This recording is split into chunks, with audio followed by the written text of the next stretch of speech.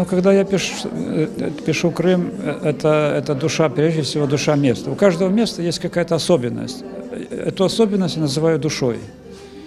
Вот.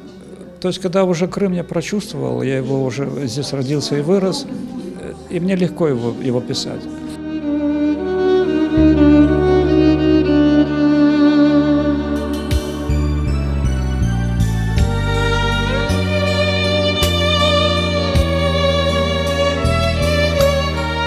Работы уникальные, потому что туда просто так ни один художник не поедет. Это закрытая страна.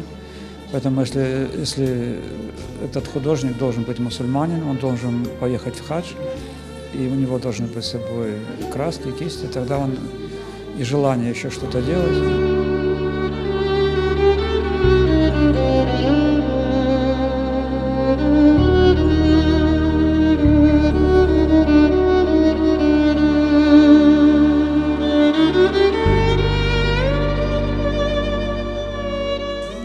Мне очень понравилась данная выставка.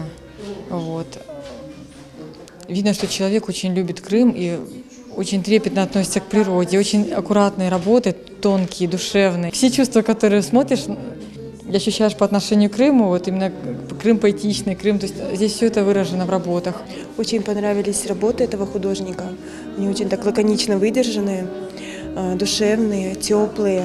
Поражает его тонкость видения, утонченные работы.